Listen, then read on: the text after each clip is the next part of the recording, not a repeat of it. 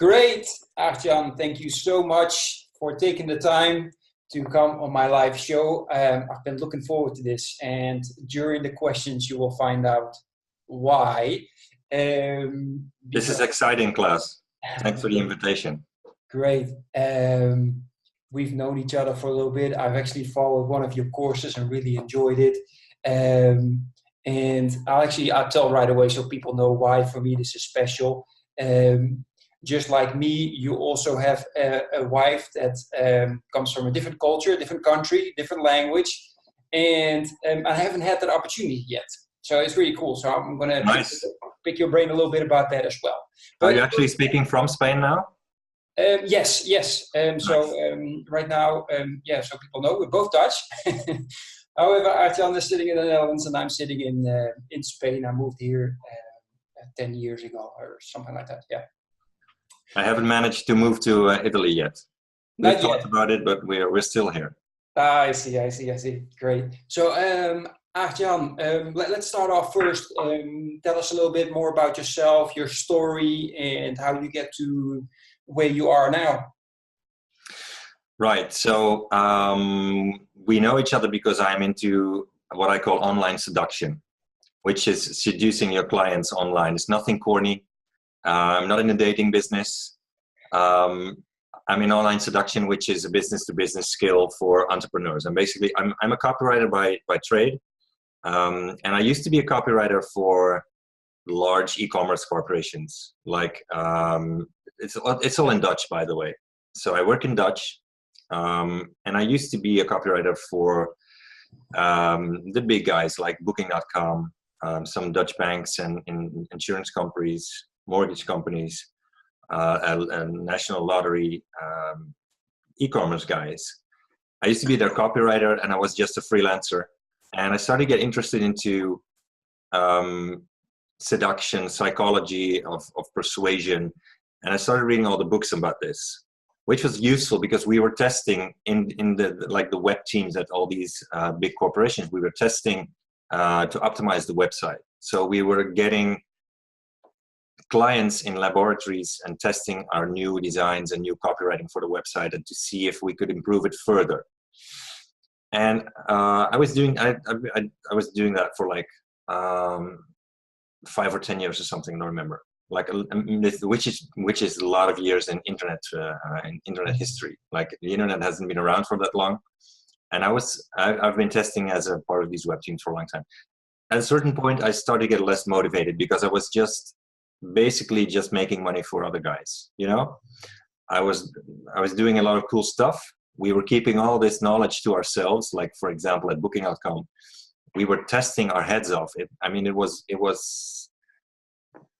There's so many tests running on Booking.com, the hotel reservations website, and we were learning so much about what makes people click and what persuades them and what makes them how we could get into their heads.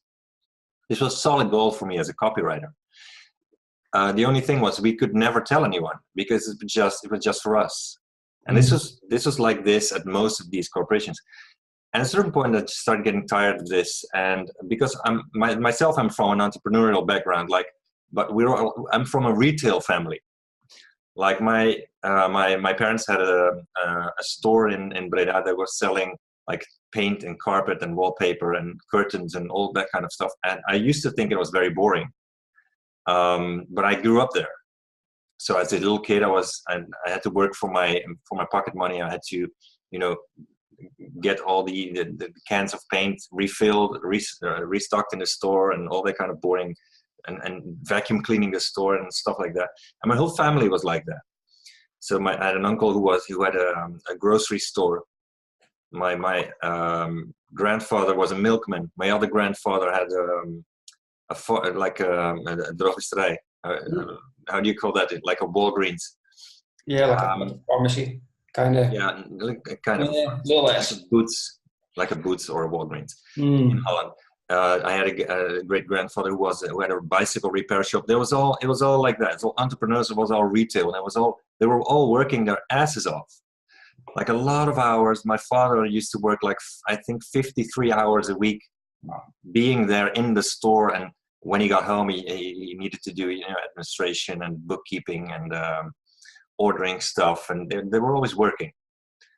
So I have no grudge towards my parents. I was talking with my mother the other day. She still feels guilty about this, like not spending too much time with us and having to work so hard.